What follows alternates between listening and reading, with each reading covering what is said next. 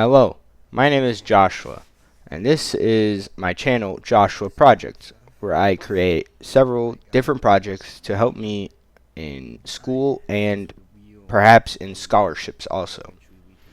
Now, in today's part, I am creating a power generator.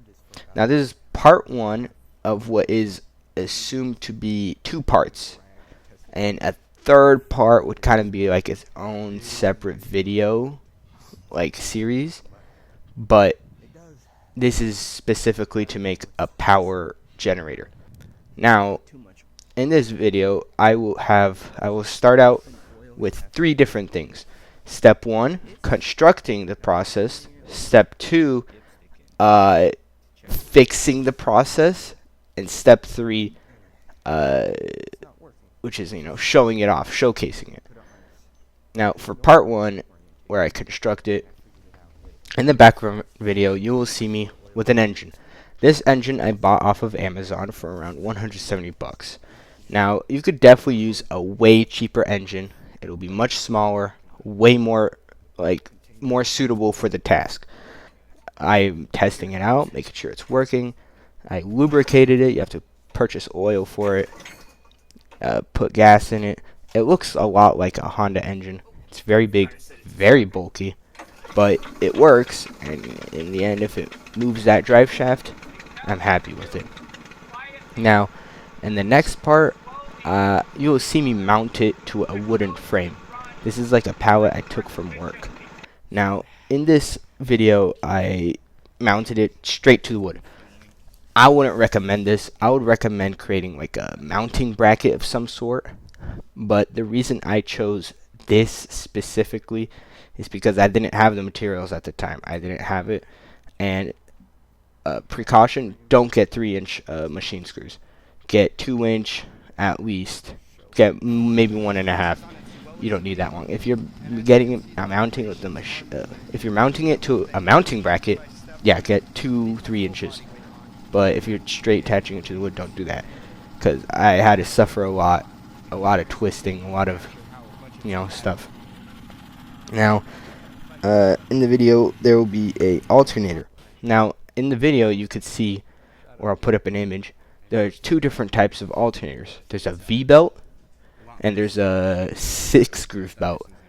Now, cars nowadays use a 6-groove belt, which is probably way better at transferring mechanical energy into, other applications. But in here, I chose a V-belt because finding a 6-groove wheel just by itself for the engine is very difficult, and they're very expensive. So instead of purchasing one of those, I just purchased a V-belt, which was like 25 bucks, and I put it on and got an alternator for it that matched that specific belt. Something that I didn't mention beforehand, but is very, very important, is vibration. The reason I say to mount it to a mounting bracket first is because that mounting bracket will essentially eliminate a lot of vibration from the engine to the frame, which would reduce vibration in the whole thing. It's very important. In the video, I will show the frame will literally move or rotate just by itself, just because of the vibration, which is not good. Which is why I purchased, this will be later in the video, I purchased rubber and attached it to a couple parts to take away that vibration. I practically eliminated it by the end of the video. You'll see how I did it. Something else I forgot to take in account, this is my fault, is the belt. You need to tension that belt. If it isn't tensioned, it won't work the best. Wait, at the end of the video, I'll demonstrate why. I'll show to you why it's very important to tension your belt. There's a lot of energy loss if the belt isn't tensioned correctly. So in the end, I ultimately created way less power. It's more efficient with a belt that's tensioned. You get more efficient traction with the alternator and the drive belt, the drive pulley, which ultimately ends up in creating more power. Now, I didn't know this. I thought, oh, it's fine. If it could rotate the alternator, it can make power, which is true, but it doesn't make the power at a very efficient level. It's very inefficient. You have to tension it. That'll be in part 2, where I try to tweak out the minor details and try to fix it. Now, when constructing the generator, probably the most difficult part was the alternator itself. Having to somehow mount an alternator that's not supposed to be mounted the way I created it, or the way I mounted it, is very difficult. You really have to use your imagination on this one. Fortunately, I had some tent, those things that like you use to hammer down tents with, to make sure the tents don't fly away. Yeah, I had some spare in the garage. I was like, hey, this is perfect. Now, I had one point, that's a pivot point though. So the belt could easily fly off still. So the next thing I did was I attached it to the other point, which is a fixed point. Now this point I could take off and remove the belt if needed. Or I could just remove the belt just by like moving the wheel and, basically kind of like edging it off. It's very, very caveman-like, but it worked. Now in the video I will show you it. I will try to, how do you say, neutralize. Now in the alternator manual it says you will neutralize the alternator by having it attached to the engine. I took this way too literally. You don't do that, and I'll show you why later. Now, one more mistake I did was I purchased a F1 terminal battery, a 12-volt battery. You don't buy these. You do quite the opposite. You buy the nut and bolt batteries. Now, the reason this doesn't work is because, remember previously I talked about vibration? Yeah, well, vibration would work from the engine to the frame, from the frame to the battery, and from the battery to the terminals. And that would very slowly, and very minimally, you won't see it, but it'll slowly take off the terminals. Now, I didn't realize this until like I started realizing it, to put it simply. But it was very pain because it was sad. The F1 terminal battery is good. It's a good battery. It's just I can't use it anymore. I can't return it to Amazon because Amazon has this hazardous thing, which is why I couldn't return the engine. My parents wanted me to return it initially, but I was like, oh, I can't return it. It's stuck with me now. Deal with it. So, get the nut and bolt. It'll save you so much time. It'll save you the frustration. The only frustrating part would be mounting it, or not mounting it, but connecting it. But that's way better than being scared of shocking yourself at any second just because you bought the wrong battery type. Now, next part is the power inverter. The power inverter itself, well, it works. There's no other way to explain it. It works well. It shows you. I didn't even know it showed you the wattage and voltage, which was very nice because I thought I was gonna, how am I gonna measure this? Which will be in part 2. I'll explain that later at the end of the video. The power inverter is only 1100 watts. It doesn't make a lot of power. The most it could probably power is the refrigerator attached to your garage. It's very weak. The refrigerator is very weak, but it's the power inverter itself is good. Now here comes the next part. This is probably the part that frustrated me the most when creating this whole thing. One thing that you have to do about electricity in general is neutralize it. Neutralize. Everything has to be neutralized. The alternator, the battery, the power inverter, every single thing that's electrical has to be neutralized. I didn't know how to neutralize it. It said, I remember in the videos I watched, and my cousin who's like he's like works on like transformers for the city, right? Like the big power inverters and the towers you drive by every single day. He works on those, and he said, oh yeah, you just neutralize it by sending it to the negative. That's it. You send it to the negative. I for some reason didn't think so. I thought, oh, you have to ground it. So I literally connected it to the ground through, it's embarrassing to even talk about. Anyways, Um, on the power inverter, there's a neutralize option, which goes to black in the battery. Now, here's the part that confused me the most. Neutralizing the alternator, when it's in a car, when the alternator is in a car, it's already neutralized to the car frame.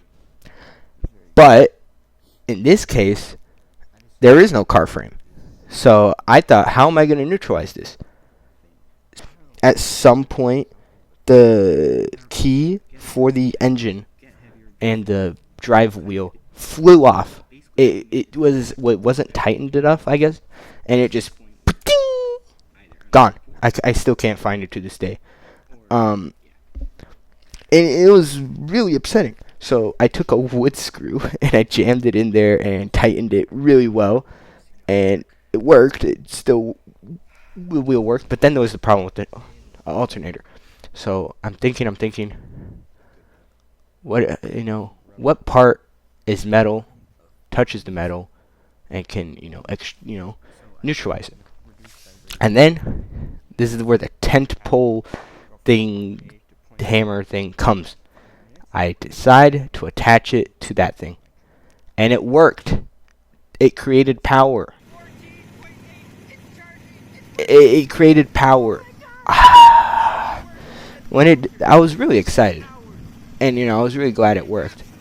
But now that I'm thinking about it, man, am I dumb for not realizing that. Next was I decided to attach it to the wooden frame that connects to the, just to have a more stable connector. I had to drill a couple holes to make it optimal for it, but it worked. I figured it out, and I created power. And that was probably the most frustrating part of this. It was to neutralize it. I was dumb. Come on, I didn't neutralize it well enough. Listen to the people who know more than you, because they know more than you, and they'll tell you what to do. Yeah. Now in this next section, I decided to work on it a little bit some more, just to fix up the framing and stuff. I made it look nicer so some parts wouldn't hang out still. This next stuff I did, I bought some rubber matting from Home Depot. This was to neutralize the vibration. I basically cut it up into 6 pieces and then attached them 3 pieces to either side, so it'll basically reduce some vibration. I'll show you what I did to the other side. Now in this next part, I purchased a nut and bolt battery, and oh my gosh, this is so much better. It's cleaner. You don't worry about it. You just plug and play. That's it. It's beautiful. It was awesome. When I saw it work, I'm like, a weight lifted off my shoulder. I didn't have to worry about that part anymore. Oh, it was amazing. It was beautiful. I recommend it to everyone. Now I will show you the final product, or past me will. Check out this part. I'm going to reveal the final product. Ta-da! It's a bit silly looking, but as you can see, its theme is blue. Let's get down to the brass tacks. So, of course, we got the engine, max 3200 RPM. From that pulley to that pulley, it'll be like 4200, maybe 4600. As you can see under here is the battery housing unit. Well,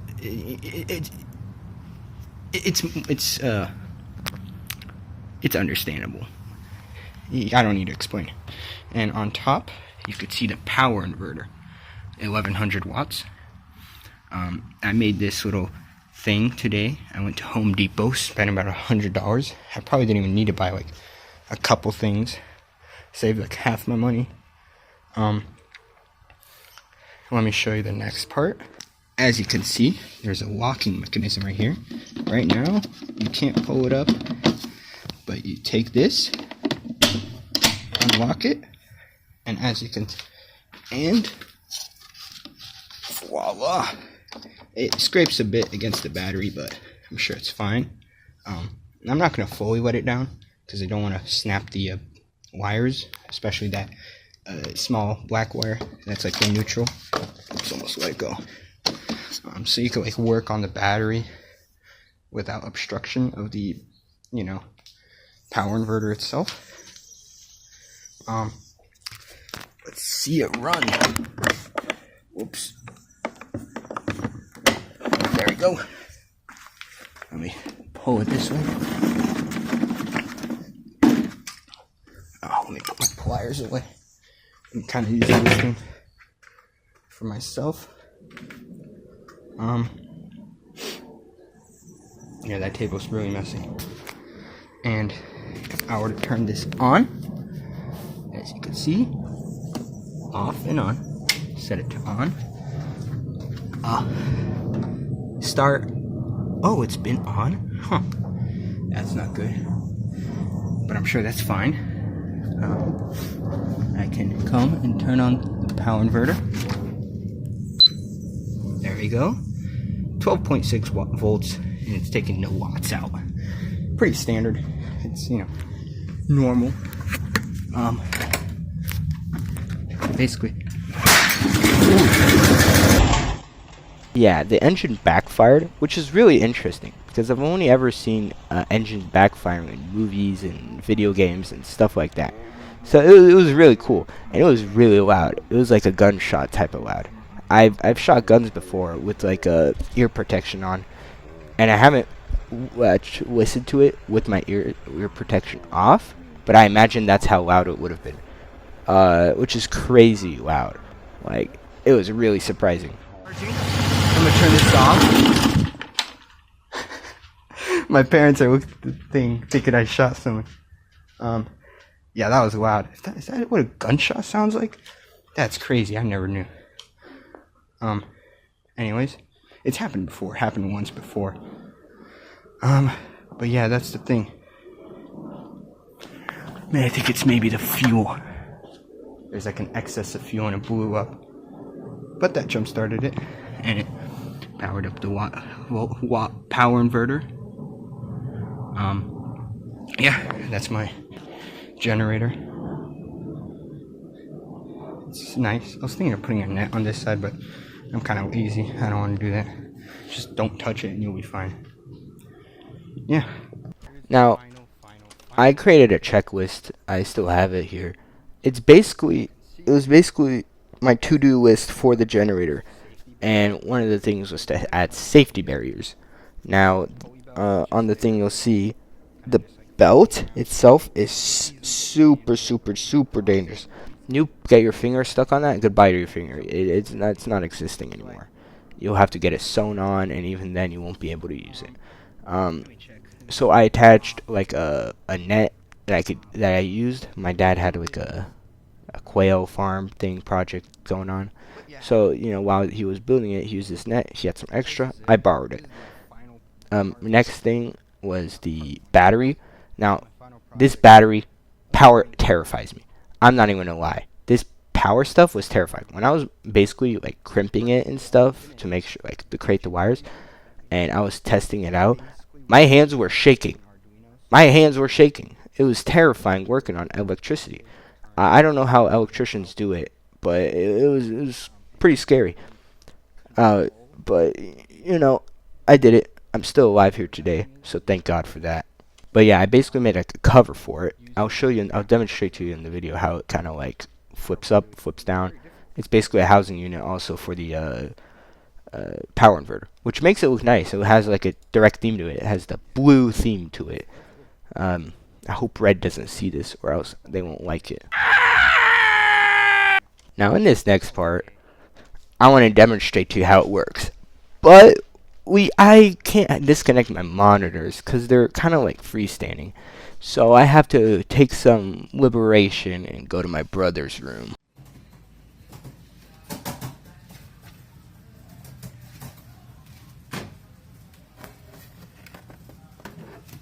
Hey, that's my monitor! It's time to start this bad boy. It's time to showcase it. Now this is the part where my parents were terrified. I don't know why, or at least my mom was. My mom was terrified. She thought I was going to connect this to my computer, and my computer would go on fire and it'll burn down the whole house and the whole neighborhood and the whole world will implode on itself. It didn't.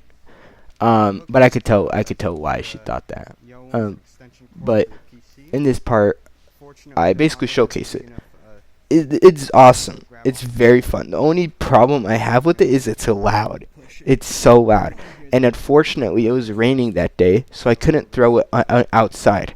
My parents wanted me to, but I was like, if the electrical components touch the water, I don't want to know what happens. So I just I kept it under the covers. I just put the exhaust away into the rain. You'll see it work. Now in this part, I actually, my computer's working. Yeah, my computer's taking power from the generator, and it works, which is really cool and surprising to see. As you could see, the voltage, it's kind of low, but the wattage is very high. For some reason, I didn't test it out at full, because I didn't want to wake the neighbors or something. It was plain as day. But I'll share the math later part. But my goal here is to basically get it up to a good amount of voltage and a good amount of wattage to make sure that my computer won't die while playing the game. Let's see. So in here, I'm trying to diagnose the issue, why it's not charging. This is normal. It stabilized. The power was working. Everything was connected. The wires weren't being shaken off, fortunately. The power inverter was all connected. Engine's good. The only thing that really I had suspicion was the belt, which is I'll show you why. You can't have this thing running for too long without it being tensioned.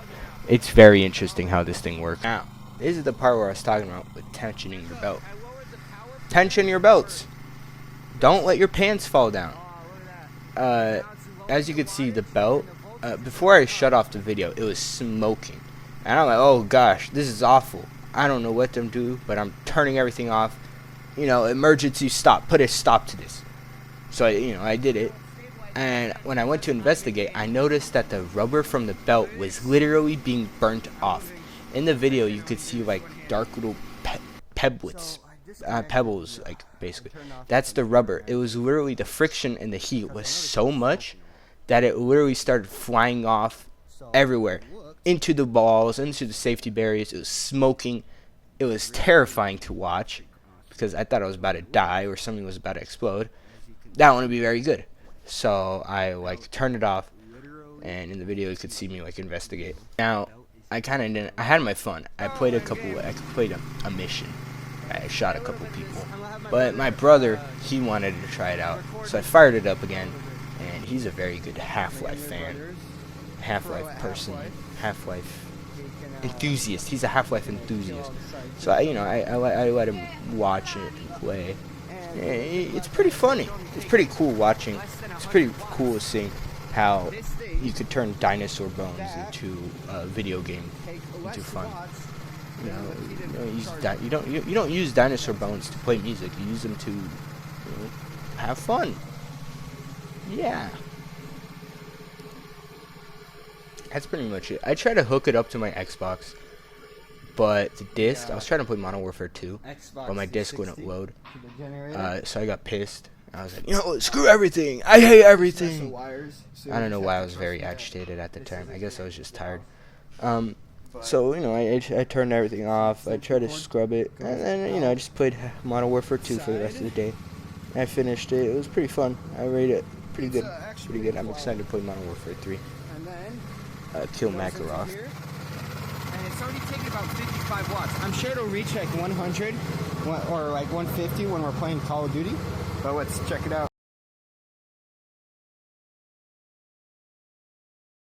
For the math stuff, I looked and I took the measurements of the engine pulley wheel and the alternator pulley wheel. And so the alternator pulley wheel would be 2.5 inches. The engine pulley wheel is 4 inches, and it could go up to 3,800 RPM.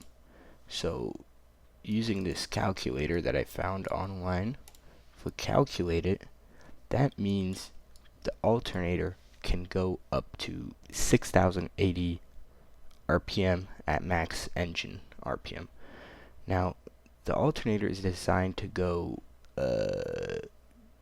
double, 2.5 times that speed, approximately.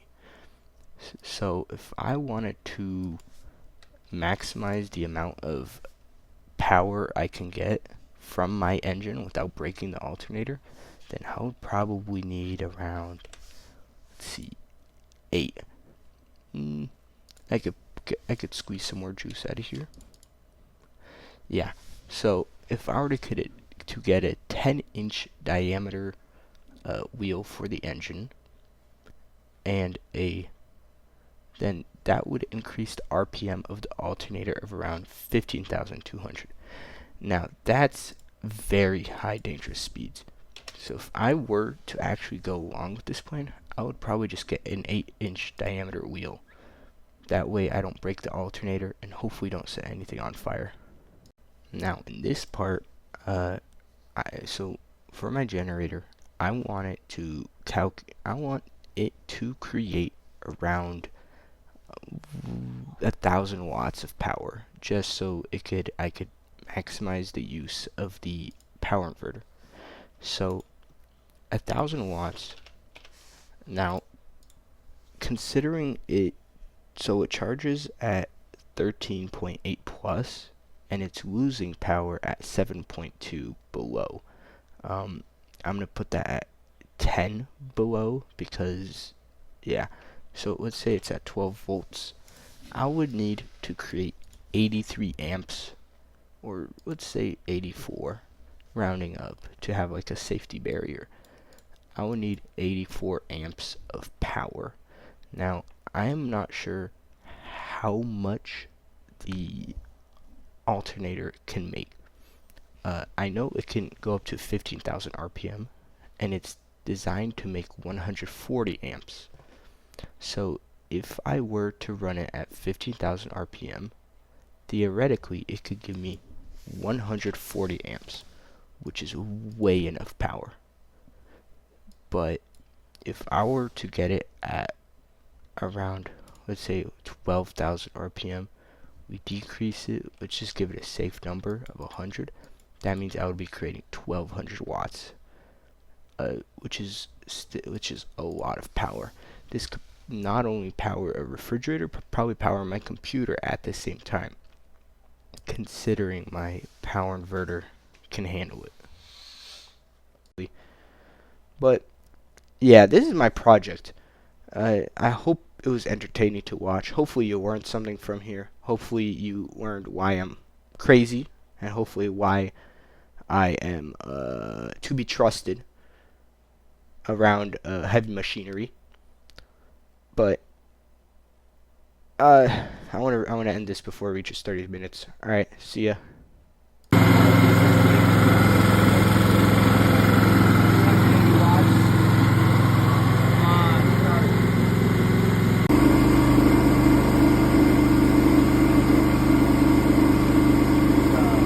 Let's breach this door. You know, let's open it clear. Oh shoot! I just realized there's no